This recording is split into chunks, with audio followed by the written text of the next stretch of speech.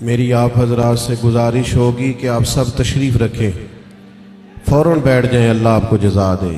یہ کیمروں والے بھی بیٹھ جائیں جی، آپ بھی تشریف رکھیں، سیکیورٹی کے دوست، اللہ آپ کو جزائے خیر دے۔ بھائی جان آپ بھی بیٹھ جائیں، اللہ آپ کو برکت دے، تشریف رکھیں۔ آپ سب، آپ سے عرض کیا تھا بیٹھنے کا، اور یہ موبائل بھی اگر آپ نیچے کر لیں گے تو جو آپ کے پیچھے بیٹھا ہے اسے تکلیف نہیں ہوگی، تھوڑا نیچے کر لیں صرف موبائل کو، درود شریف پڑھ لیں بلند آواز سے، الصلاۃ والسلام علیک یا رسول اللہ وعلی آلک واصحابک یا حبیب اللہ۔ حمد و صلات کے بعد الحمدللہ آج اس خوبصورت محفل پاک میں ایک بڑی تعداد میں دیکھ رہا ہوں علماء بھی اور دیگر دینی اور روحانی شخصیات بھی جلوہ فراز ہیں۔ اللہ تعالی ہماری اس حاضری کو اپنی بارگاہ میں قبولیت کا شرف عطا فرمائے اور اس محفل پاک کو عقائد کی پختگی، اعمال کی درستگی اور ہمارے گناہوں کی معافی کا سبب بنائے۔ استقبال رمضان المبارک کے تعلق سے آج کی اس بزم نور کا انعقاد ہے۔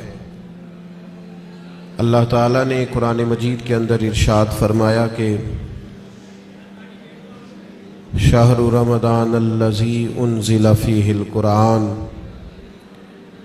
فرمایا رمضان کا وہ بابرکت مہینہ ہے جس میں ہم نے قرآن مجید نازل فرمایا ہے۔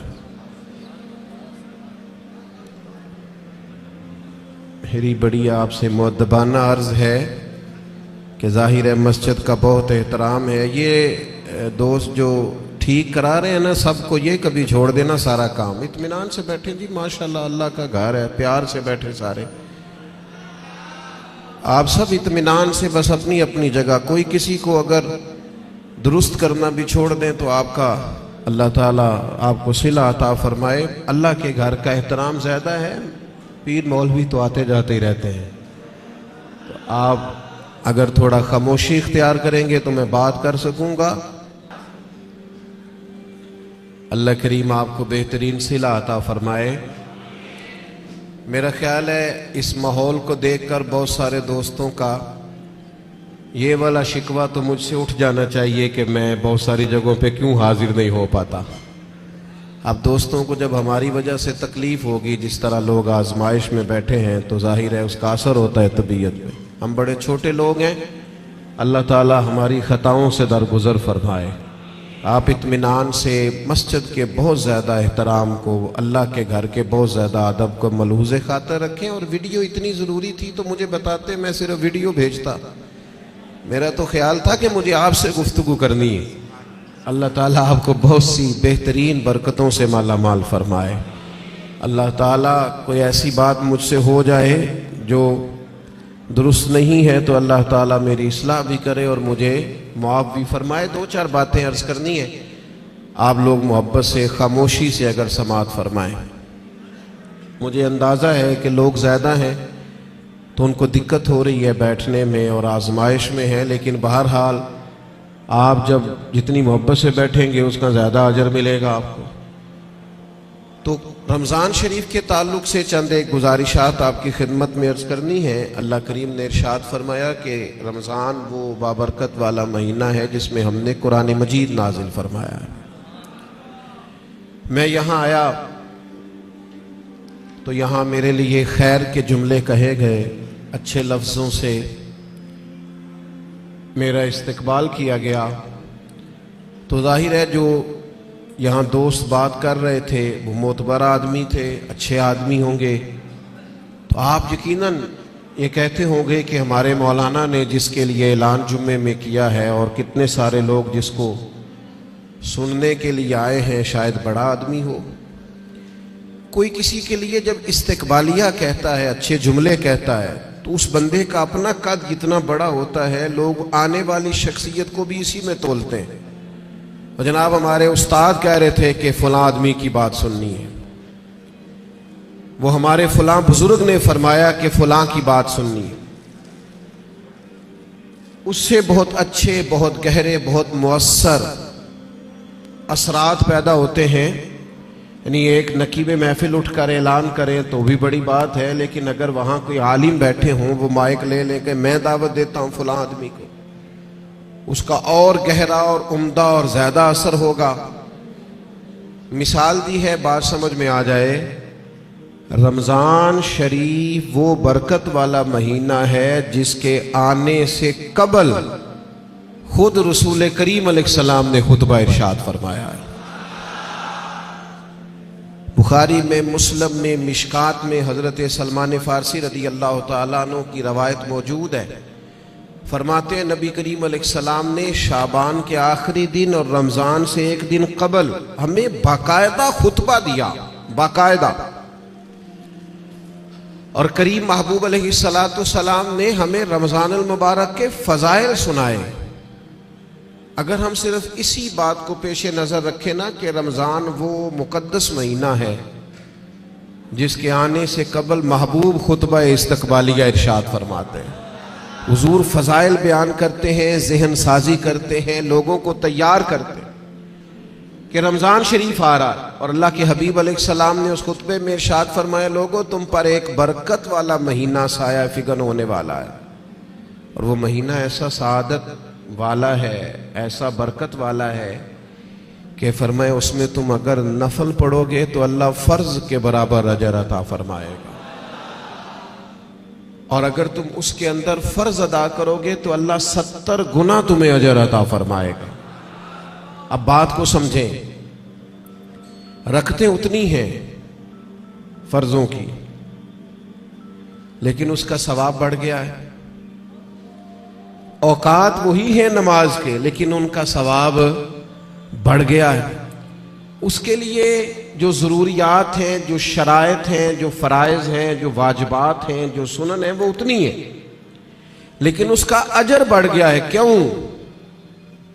اس لیے کہ رمضان المبارک میں اللہ تعالیٰ اپنے بندوں پر رحمت بہت فرماتا ہے، اللہ کی رضا ہے، اس کا فضل ہے۔ ذالک فضل اللہ یؤتیہ من یشاء، اور اللہ جسے چاہے اپنا فضل عطا کرے۔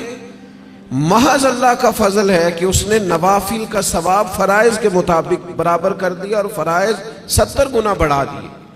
اب سمجھنے کی بات ہے، سمجھنے کی، کہ کسی شخص کو کسی چیز پر زیادہ نفع مل رہا ہو تو وہ توجہ کرتا ہے، وہ پھر باقی کاموں پر وقت نہیں لگاتا۔ وہ کہتا ہے چونکہ مجھے اب اس کام میں زیادہ، آپ 3 4 5 بزنس کرتے ہو تو جو بزنس آپ کو زیادہ نفع دے رہا ہو، جو زیادہ منافع بخش ہو، آپ اس کو زیادہ وقت دیتے ہیں، اور جس میں ذرا کم آمدن ہو آپ کہتے ہیں یار یہ ثانوی حیثیت کا کام ہے۔ اس کو کیا کرتے ہیں لوگ دوسرے یا تیسرے درجے پہ رکھتے ہیں، نفع بخش کام نہیں چھوڑتے، خود جا کے اس کاروبار پہ بیٹھتے ہیں جس کا نفع زیادہ ہو۔ اللہ کے حبیب صلی اللہ تعالی علیہ وسلم نے اپنی زبانیں فیض ترجمان سے خود رمضان کے فضائل بیان کیے اور بتایا کہ یہ تمہارے لیے نفع بخش اور سعادت افروز لمحات ہیں، اور عبادت پر ثواب بڑھ رہا ہے۔ کرنا کیا ہے کہ باقی کاموں کو ثانوی حیثیت دینی ہے، اور رمضان کی برکات کو ذرا پہلے درجے پہ رکھنا۔ ہمارے ہاں یہ ہوتا ہے کہ سارے کام ہی رمضان میں ہوتے ہیں، کپڑے بھی رمضان میں خرید لیں، درزی کے پاس بھی رمضان میں جانا ہے، جوتے خریدنے بھی رمضانوں میں جانا ہے۔ صحابہ کرام علیہم رضوان اللہ کے حبیب علیہ السلام کی مزاج کو بخوبی جانتے تھے۔ حضور کا باقاعدہ خطبہ دینا رمضان کی فضیلت میں، اور باقاعدہ اللہ کے محبوب علیہ السلام کا صحابہ کی توجہ مبذول کرانا، تو وہ سمجھ گئے۔ اب احوال میں لکھا ہے صحابہ کے کہ وہ کیا کرتے، اپنے سارے کام شعبان میں ختم کر لیتے، لین دین کا حساب بھی شعبان میں کر لیتے، اور جب رمضان آتا تو پھر وہ سارا وقت عبادت کو دیتے، پھر وہ سارے اوقات مرتب کرتے کہ وہ اپنا وقت اللہ تعالیٰ کی یاد میں گزاریں گے، نوافل میں گزاریں گے، عبادات میں گزاریں گے، اعتکاف میں گزاریں گے۔ کرنے کا کام یہ ہے کہ ہم ذہنی طور پر تیار ہوں، ہمارا مزاج بنے۔ توجہ ہے آپ کی میری بات پر؟ آپ زیادہ غور فرمائیے کیا عرض کر رہا ہوں۔ فرمایا کہ وہ اپنے سارے کاموں کو پہلے سمیٹ لیتے اور رمضان میں ان کی پوری توجہات، اللہ کرے آپ کی بھی توجہ ساری میری بات پہ ہو جائے، آمین تو کہہ دے۔ ایسا نہ ہو جب تک آپ انتظام مکمل کریں تب تک ہم چھٹی لے لیں آپ سے۔ اللہ تعالیٰ آپ کو برکات عطا فرمائے، آپ زیادہ غور کریں، ماشاءاللہ انتظام اچھا ہے آپ کا، اور آپ زیادہ پریشان نہ ہو، میں چھوٹا آدمی ہوں، شروع میں کہہ چکا ہوں، آپ سے اللہ رسول کی بات کرنے آیا ہوں، آپ زیادہ توجہ سے سنیں گے، طبیعت عمل کی طرف مائل ہوگی تو میرے لیے ذخیرہ آخرت بنے گا، تو آپ غور کریں بات پر، چھوڑ دیں باقی چیزوں۔ اللہ تعالیٰ آپ کو برکات عطا فرمائے، آمین تو کہہ دے۔ ہماری طرف دیکھیں پھر ادھر دیکھ رہے ہیں، کمال ہو گئی۔ اللہ تعالیٰ آپ کو جزائے خیر عطا فرمائے، برکت۔ جو استاد ٹائپ لوگ ہوتے ہیں نا، پڑھنے پڑھانے والے، وہ کہتے ہیں بچے کو میری طرف دیکھ، چاہے علی بات آسا بھی پڑھا رہا ہوں نا تو پورا دیکھے گا تو سبق کا مزہ آئے گا۔ اللہ تعالیٰ آپ کو برکات عطا فرمائے، جزائے خیر۔ اور ویسے بھی ہماری محفل میں ایک آدھ آدمی ہوتا ہے جس نے مجمع میں بھی لازمی بیٹھنا ہوتا ہے اور سارے انتظام بھی کرنے ہوتے ہیں۔ بھئی آپ کو بندوبست کرنا ہے تو آپ ادھر تشریف لے جائیں جہاں بندوبست ہو رہا ہے، اب یہاں بھی تشریف فرمائیں وہاں بھی تشریف فرمائیں، تو روحانیت سے ہی کام چلائیں، یہی زیادہ بہتر ہے۔ اللہ تعالیٰ آپ کو بہت سی برکتیں عطا کرے، سلامتی عطا فرمائے، اللہ تعالیٰ اس محفل کی سب برکات ہمیں نصیب کرے۔ تھوڑی تقریر کرنے والا آدمی ہوں تو چاہتا ہوں کہ سارا کام محفل کو درست کرنے میں ہی نہ لگ جائے، کچھ بات بھی ہو جائے۔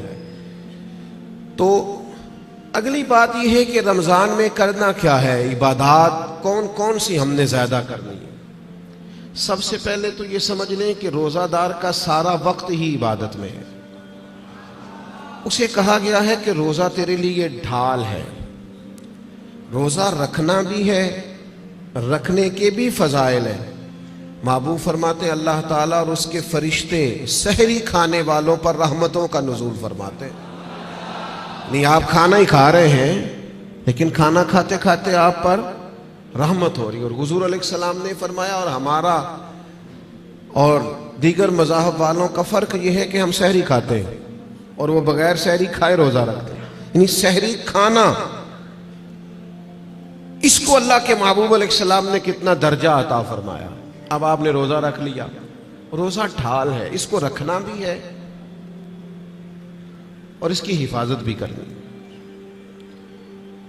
تھوڑا سا اپنے آپ کو رمضان المبارک میں بدلنا ہے، روٹین کا کام نہیں کرنا۔ آپ نے روزہ رکھا ہے، اب آپ کو اس روزے کا محافظ بننا ہے۔ اس کے لیے کیا کریں گے؟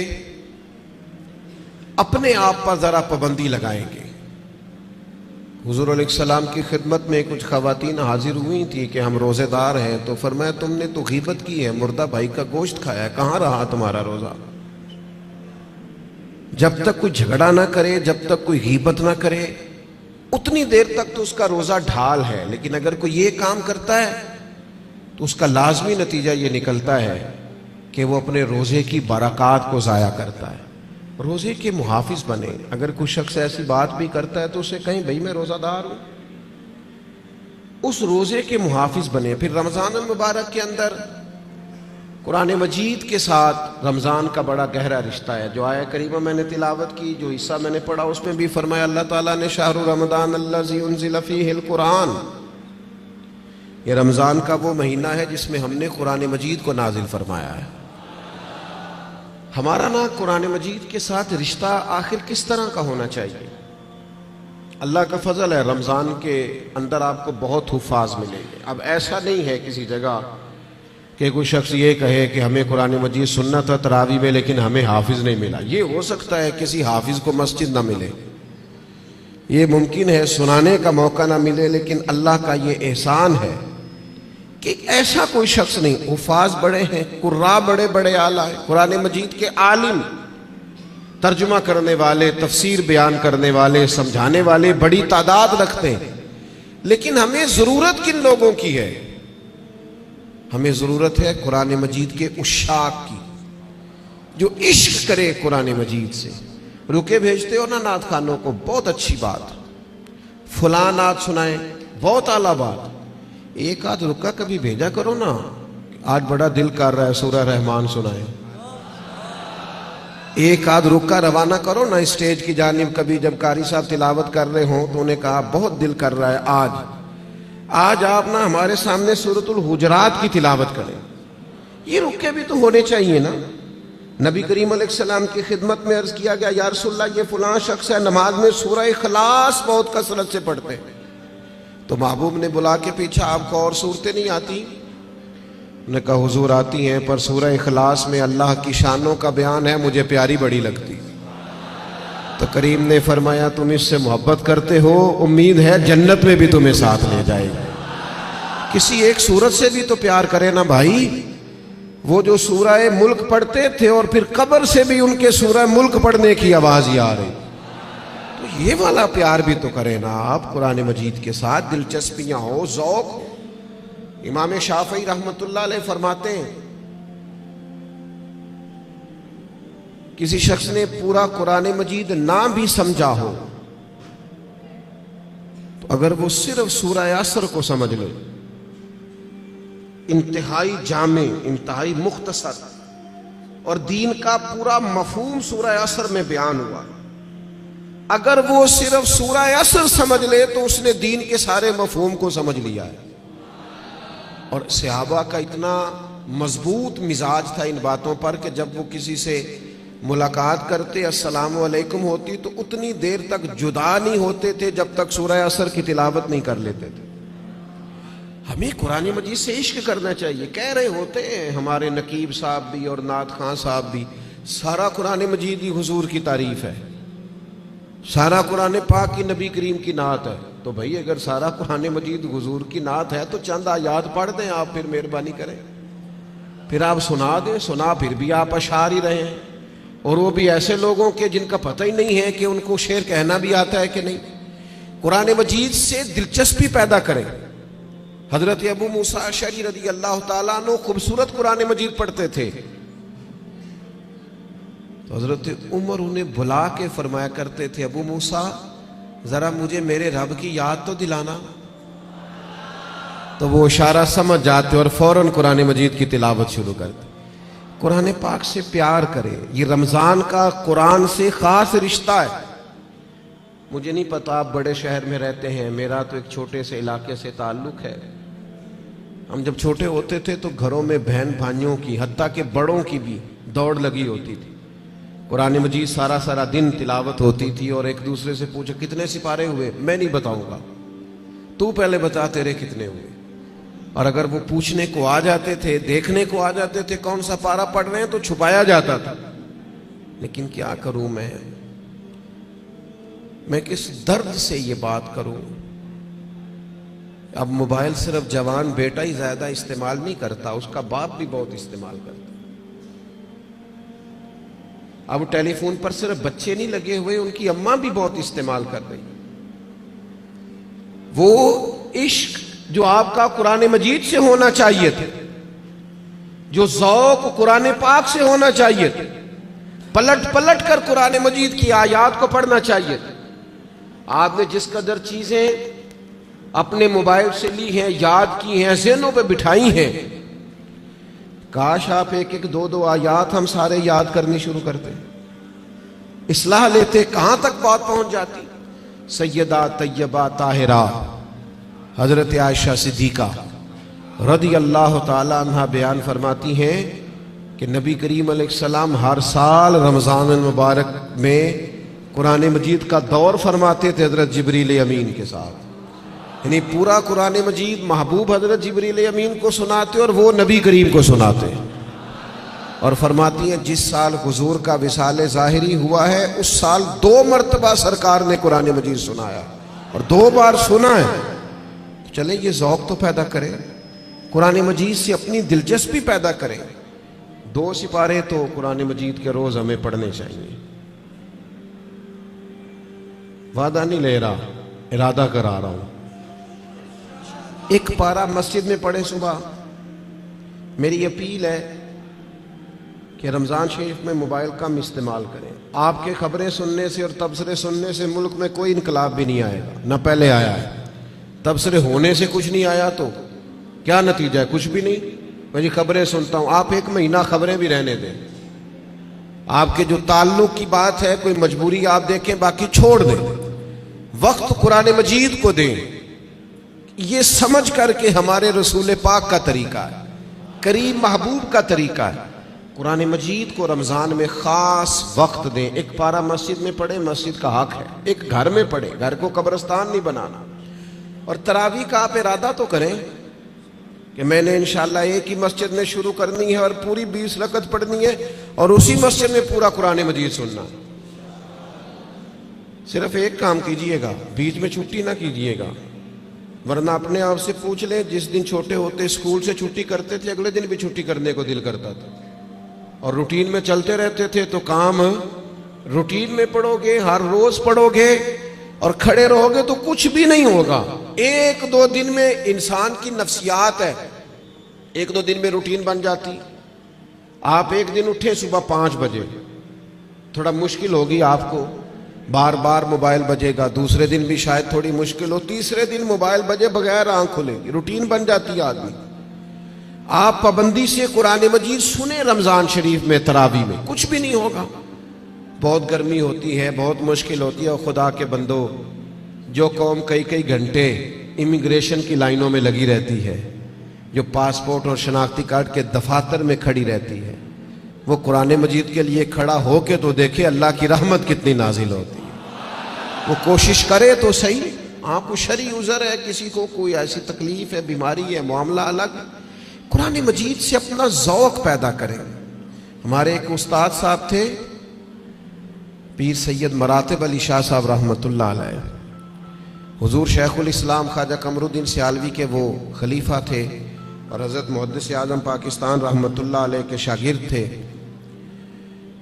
تو میں نے ان کو دیکھا کہ وہ جب بہت ضعیف ہو گئے تھے، اس حالت میں بھی وہ بہت عرصہ انہوں نے خود قرآن مجید سنایا، تو حافظ کے پیچھے کرسی پہ بیٹھتے تھے۔ بہت بڑھاپا تھا، ظاہری طور پر کمزوری تھی، پر جو قرآن مجید سے ان کا پیار تھا وہ بڑا انوکھا تھا۔ قرآن مجید سے محبت پیدا کریں، ذوق پیدا کریں۔ اور میں آپ سے عرض کروں، آپ کا جو بچہ بڑا چھوٹا ہے نا، 2-2.5 سال کا ہے، بچی بڑی چھوٹی ہے، آپ قرآن مجید لے کے گھر میں بیٹھ جائیں، انشاءاللہ وہ بھی پارہ لے کے آپ کے قریب آ کے بیٹھ جائیں گے۔ آپ یہ کریں، آپ دیکھیں انقلاب آتا ہے۔ تیسرا کام جو ہم نے رمضان شریف میں کرنا ہے وہ ہے ایک دوسرے کا خیال رکھنے کا کام۔ رمضان غمخواری کا مہینہ ہے، اپنے اخراجات کم کریں، اپنے ارد گرد خیال کریں۔ حضرت عبداللہ ابن عمر رضی اللہ تعالیٰ عنہ فرماتے ہیں کہ حضور تو ہمیشہ ہی بانٹا کرتے تھے، پر رمضان میں جو نبی پاک کی سخاوت ہوتی تھی، حضور اس طرح بانٹتے کہ دونوں ہاتھوں سے تقسیم فرماتے۔ رمضان المبارک میں سخاوت کا مزاج بدلیں۔ ہمارے ہاں بھی سخاوت ہوتی ہے، آپ کا نہیں مجھے پتا، ویسے ہمارے ہاں آئمہ مساجد کو جو جوڑا دیا جاتا ہے نا سوٹ سینے کے لیے، وہ 27ویں رمضان کو باز لو۔ آپ کے ہاں کب دیتے ہیں؟ وہ 27ویں کو اس لیے دیتے ہیں کہ درزی کوئی پکڑتا نہیں نا، پھر سی کے نہیں دے گا، بغیر سلا دیتے ہیں 27 کو، تاکہ کہیں امام سلوا نہ لے اور پہن ہی نہ لے۔ اب کون درزی پکڑے گا؟ آپ نے کہیں راشن دینا ہے یا کسی کو تحفہ دینا ہے تو وہ آپ رمضان سے پہلے دیں، اور علماء سے تصدیق کرا لینا، رمضان کی نیت کر کے رمضان سے پہلے بھی دے دو گے تو رمضان جتنا ہی اللہ اجر عطا فرمائے گا۔ اللہ کے بندے قبل از وقت کسی کو دے، اور مہربانی کریں، لوگوں کو لائنوں میں لگانے کا شوق نکال دیں طبیعت سے۔ جب رب نے ہمیں دیا تھا تو لائنوں میں کھڑا کر کے نہیں دیا تھا۔ یہ کیوں شوق پیدا ہو گیا؟ پتہ ہے مومن کی عزت کتنی ہے؟ اللہ کے حبیب علیہ السلام نے فرمایا مومن کی عزت اللہ کی بارگاہ میں بیت اللہ سے بھی زیادہ ہے۔ ترمذی میں حدیث۔ شوق آ گیا لوگوں کو لائنوں میں کھڑا کر کے دیتے ہیں۔ آپ کو پتہ ہے، اور جس طرح الیکشن کے دنوں میں لسٹیں بنتی ہیں نا کس کا ووٹ کہاں ہے، اس طرح غریبوں کی لسٹیں بھی پہلے سے بنائی جا سکتی ہیں کہ کون ضرورت مند ہے، اور ایک جگہ پہ بیٹھ کر ہی بن جاتی ہیں، سب ہو جاتا ہے اگر کرنا ہو۔ میرے عزیز، لوگوں کو دیا جائے، اور دیکھنا یاد رکھنا، اگر رمضان میں بھی کوئی کریانے والے کے پاس کھڑا ہو کے کہہ رہا ہونا کہ یار بس 2 दिन اور نکالو میں تمہارا قرض چکاتا ہوں.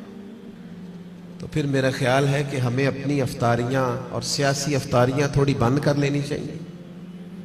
پھر ہمیں غور کر لینا چاہیے کہ رمضان شریف میں بھی لوگ گزارشات پیش کر رہے ہیں. خدا کے بندو، اس تفریق سے ہم کب نکلیں گے کہ بس ہمیں لوگوں کو خیرات ہی دینی ہے؟ آپ لوگوں کے دکھوں کا مداوع کریں، آپ تعلیم کو عام کریں، روزگار کو عام کریں، اور آپ لوگوں کی ضروریات کی کفالت کریں. ایک شخص صرف دے اور ایک آدمی کو دے، لیکن اس کی ضروریات کا خیال کریں. اس طرح کا رویہ کہ مجھے 100 جگہ پہ دینا. حضرت عمر بن عبدالعزیز کے زمانے میں ایک شخص کو زکوٰۃ لگتی تھی، اتنے لوگوں نے زکوٰۃ دی، اس نے کاروبار کیا کہ اگلے سال وہ خود زکوٰۃ دے رہا تھا. لیکن وہ ہم تو لوگوں کو اس طرح کا رویہ رکھتے ہیں کہ بس ٹھیک ہے، یہ کام چلتا ہی رہنا چاہیے. تو آپ اپنی طبیعت میں رمضان میں سخاوت کا مزاج پیدا کریں اور اپنے ارد گرد ڈھونڈیں. حضرت امام زین العابدین رضی اللہ تعالیٰ عنہ کسی شخص کو کچھ دینے لگے تو زمین پہ رکھ کے چلے گئے اور پھر آواز دی، وہ میں نے کچھ آپ کے لیے تحفہ رکھا ہے فلان جگہ اٹھا لیجئے گا. تو کسی نے کہا حضور آپ نے نیچے رکھا ہے، دے دیتے. فرمانے لگے لیتے وقت وہ آنکھیں بھی نیچی کرتا، اس کی زبان پر شکریہ کے الفاظ بھی لڑکھڑاتے ہوئے آتے، اور وہ مجھے محسن جان کر اپنے مزاج میں تھوڑا کمزوری بھی محسوس کرتا. تو میں جلدی سے اس لیے آ گیا ہوں کہ کہیں اس کو نظریں نہ جھکانی پڑے، اللہ کی رضا کے لیے دیا ہے.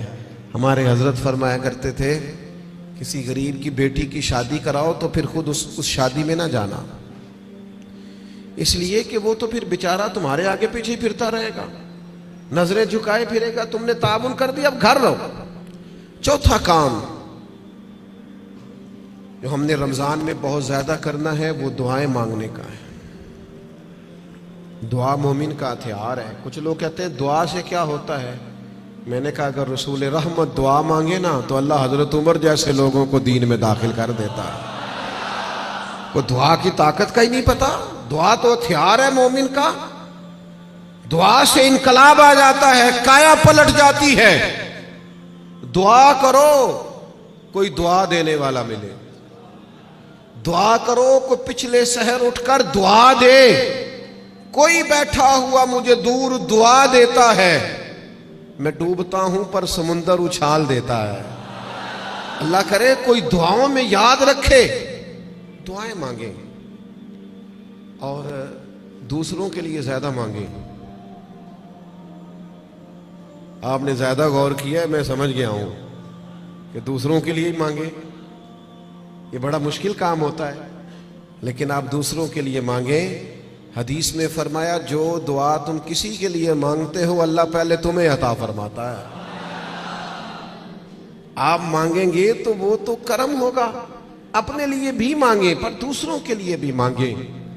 دل بڑا زخمی ہے، طبیعت بڑی بے چین ہو جاتی ہے جب فلسطین کے لوگوں کی تکلیف دیکھتے ہیں. ہم نہ خبروں میں تھوڑے دن رہنے والے لوگ ہیں، ہمارا مزاج ہے جو خبر چل گئی اس کے پیچھے ہو لیے. جن علاقوں میں سیلاب آیا تھا وہ سارے لوگ اپنے اپنے گھروں میں سیٹ ہو گئے، کاروبار چل گئے، لیکن خبریں ختم ہو گئی ہیں نا تو ہم بھی چپ کر گئے. فلسطین کی چند دن خبریں ذرا زیادہ تھیں تو ہم بھی ذرا زیادہ بات کر رہے تھے. اب وہ خبریں ختم ہو گئیں، جنگ تو ختم نہیں ہوئی، تکلیف تو ختم نہیں ہوئی. خدا کے بندوں جو زخم لگے تھے وہ تو نہیں بھرے. آنسو تو اپنی جگہ پہ ہیں، درد تو اپنی جگہ پہ، لیکن ہم خاموش ہیں. ہمارے وہی سٹیٹس ہے، وہی آنا جانا، وہی پھرتیاں ہیں، وہی کھانا پینا ہے. ہمیں کسی سے کیا لگے الا ماشاء. اپنے مسلمان بھائیوں کا درد سمجھو. اپنی تجوریاں بھرتے جانا اور کسی کا خیال ہی نہ کرنا، اس کا معنی یہ ہے کہ دل سخت ہو گیا. اللہ کے پیارے حبیب علیہ السلام سے ایک شخص نے پوچھا تو حضور دل سخت ہو گیا. فرمایا کوئی یتیم ملے نا اس کے سر پہ ہاتھ پھیرا کر، اللہ تیرے دل کو نرمی عطا کر دے گا. ان پر دیکھیں. میں بات سمیٹنے لگا ہوں. 5واں کام جو رمضان شریف میں ہم نے کرنا ہے وہ ہے محاسبہ. ہمیں سوچنے کا وقت ملے گا، ہم روزے سے ہوں گے، بیٹھنے کا موقع. ہمارے صوفیہ ایک مراقبہ کراتے ہیں. اب تو خیر ہم جو صوفیہ کی جماعت ہیں ہمیں بھی طرز کا نہیں پتا کہ صوفیہ کا اصل طریقہ کیا ہے. نہ ہمارے ہاں وظائف پڑھنے کا وہ رواج ہے، نہ اکیلے میں بیٹھ کے کچھ دیر مراقبے کی وہ کیفیات ہیں، نہ دعا اور مناجات اور وہ اکیلے کی عبادتیں تنہائی کی، دوسروں سے کٹ کے اللہ کو یاد کرنا، تھوڑی دیر کے لیے کرنا لیکن تنہائی میں. ہمارے ہاں جو چیز بھی ہوتی ہے وہ چونکہ زیادہ تر اجتماعی ہوتی ہے، تو اجتماعی چیزیں زیادہ تر فیس بک پہ ہوتی ہیں، تو پھر وہ اس کی وہ کیفیت نہیں رہتی، وہ ذوق نہیں رہتا. آپ رمضانوں میں تھوڑا اکیلے بیٹھیں، تھوڑا تنہائی میں وقت گزاریں. غار حرا میں تنہا بیٹھنا بھی تو نبی کریم کا طریقہ ہے. غار ثور میں 3 دن سب سے کٹ کے اسلام رہبانیت کی نفی کرتا ہے، لیکن کچھ دیر کے لیے خلوت کرنا، اکیلے میں بیٹھنا، تھوڑی دیر اپنے آپ سے گفتگو کرنا. ڈھونڈتا پھرتا ہوں اے اقبال اپنے آپ کو، آپ ہی گویا مسافر، آپ ہی منزل ہوں میں. زمانہ بیت گیا، ہم نے اپنے آپ سے بات ہی نہیں کی. اپنے آپ کو بھی تو کٹہرے میں لانا ہے نا، اپنے آپ سے بھی تو کئی سوال پوچھنے والے ہیں نا، اپنے آپ سے بھی تو بات کرنی ہے نا کہ میاں تیرے اوپر اللہ کی نعمتیں کتنی ہیں اور تیری محنت کتنی ہے، حساب دے. اللہ کے انعام کتنے ہیں اور جواب میں تیرا شکر کتنا ہے، حساب دے. اللہ کے ایک بندے تھے، ان پر نیک تھے، عبادت گزار تھے، انعام برسنے لگے تو ایک دن رو پڑے اور تڑپ کے کہنے لگے اے اللہ ان پر انعام بہت ہونے لگے ہیں، میری قدر بہت ہونے لگی ہے، میرے آنے پر گویا نعرے بہت لگنے لگے، لوگ مجھے بہت جاننے لگے ہیں، مجھ پر کرم کرنا، کہیں میری ساری نیکیوں کا مجھے دنیا میں اجر نہ دے دینا. ایسا نہ ہو صبح قیامت میرا نامہ اعمال خالی رہ جائے. کرم نوازی فرما، کچھ وہاں کے لیے بھی مجھے عطا کرنا. میرے عزیز، رمضان آپ کو موقع دے گا کچھ تنہائی میں بیٹھے، اپنے مالک کے حضور حاضر ہوں. سحری کے لیے جب اٹھے نا تو 20 منٹ پہلے اٹھیں، پھر وضو بنائیں، پھر تہجد کی نماز پڑھیں. بڑی پسند ہے رسول پاک کو تہجد کی نماز، حضور بڑے ذوق سے اٹھتے. آپ اکیلے ہوں اپنے گھر میں پڑھیں. اس عبادت کے بعد اللہ کے حضور حاضر ہوں، اپنے لیے امت کے لیے کشکول طلب دراز کریں، لیکن اپنا محاسبہ کریں. ساری زندگی دوسروں کا حساب کیا ہے. وہ حضرت موسیٰ کلیم علیہ السلام نے ایک بہت نیک آدمی سے کہا، بہت نیک آدمی سے، کہ آپ بتائیے بستی میں سب سے گناہگار کون ہے؟ تو اس نیک آدمی نے اپنے گلے میں رسی ڈالی اور حضرت کلیم کے ہاتھ میں تھما کے عرض کرنے لگے حضور کچھ لوگوں کا مجھے خیال تھا کہ شاید ان میں کچھ غلطیاں ہوں، پر ان کی غلطیوں کا مجھے صرف شک تھا، اپنی غلطیوں کا تو مجھے یقین ہے نا، تو مجھے طے ہے نا میں نے کی ہے، تو میں ہوں سب سے بڑا گناہگار. تو آپ فرمانے لگے پتہ تمہیں درجہ کیوں ملا؟ یہ تمہاری جو عاجزی ہے اسی نے تمہیں درجات عطا کی. اپنے آپ سے تو مدتوں ہو گئے ہم نے اپنے آپ سے کبھی بات ہی نہیں کی. ہم تو دوسروں کی تربیت اور اصلاح کر رہے ہیں، اپنے آپ سے تو کبھی گفتگو ہی نہیں کی. کچھ وقت اپنے آپ کو دیں، اپنے ساتھ کلام کریں. بزرگوں کے طریقے تھے کہ وہ کچھ لمحے رات کو تنہائی کرتے، اللہ کے حضور حاضر ہوتے، وقت بتاتے. ہم سارے اب مجالس کے، محافل کے، آنے جانے کے، اٹھنے بیٹھنے کے قائل ہیں، اکیلے آئے ہیں دنیا میں. جب جانا ہے تو پھر اکیلے جانا ہے. قبر سے لے کر قیامت کے قائم ہونے تک تنہا رہنا ہے. تو تھوڑی سی تنہائی تھوڑی دیر کے لیے کرنا شروع کریں نا اللہ کی بارگاہ میں. تو یہ 5 باتیں آپ کی خدمت میں نے رمضان کے تعلق سے عرض کی ہیں. ایک گزارش میری آپ سے اور ہے بات ختم کرتے ہوئے، یقیناً آپ توجہ کریں گے. اپنی زندگی سے تنقید بہت زیادہ نکال دیں. ہماری نہ کچھ آنکھیں زیادہ کھل گئی ہیں جو زیادہ ہی تنقید. اللہ کے بندے ہیں ہم سارے. اس قدر زیادہ میں تنقید سننے لگا ہوں. اصلاح کرنا، میں ابھی حرم شریف گیا تھا، میں نے واپس آ کے بھی دوستوں سے کہا، وہاں بھی کچھ دوست کہتے ہیں وہ دیکھو وہ کیا کر رہا ہے. میں نے کہا یار تیرا کیا خیال ہے، جو بڑے نکمے تھے وہ بلا لیے گئے، یہاں تو جو بڑے مقبول ہوتے ہیں ان کو حاضری کے موقع ملتے ہیں. ہر جگہ غلطیاں ہی ڈھونڈتے ہو، صرف گفتگو کے موضوعات ہی تلاش کرتے ہو. اللہ کے بندوں کی خوبیاں بھی تو دیکھو نا. کم از کم ایک ماہ ایسا ضرور گزارے جس میں صرف خیر تلاش کریں، اچھائیاں تلاش کریں، تھوڑی دیر کے لیے صرف نظر کریں لوگوں کی جو اعمال کی غلطیاں ہیں. عقیدہ تو چلو ایک بنیادی چیز ہے، تو میں عرض کروں گا تنقید والی زندگی اور ہر وقت کمزوریاں ڈسکس کرنا. ہر وقت آپ کو پتہ ہے سیدہ عائشہ صدیقہ فرماتی ہیں حضور کی طبیعت کے مطابق اگر کبھی کھانا نہ ہوتا تو چھوڑ دیتے، لیکن کبھی اس میں سے نقص، تو جو رمضان میں بھی جھگڑے ہی کرے اور نقص ہی بیان کرے اور ہر جگہ کے بیان کرے تو اس نے فلسفہ کیا سمجھا. تو یہ 5 چیزیں جو میں نے آپ کی خدمت میں رکھی ہیں، میں امید کرتا ہوں آپ اس پر توجہ کریں گے. اللہ کے حضور دعا ہے مالک ہماری اس حاضری کو قبولیت کا درجہ عطا فرمائے. اتنی بڑی تعداد میں آپ آئے، اللہ ایک ایک پہ اپنا فضل فرمائے اور اہتمام کرنے والے حضرات کو بہترین جزا عطا فرمائے. وما علینا الا البلاغ.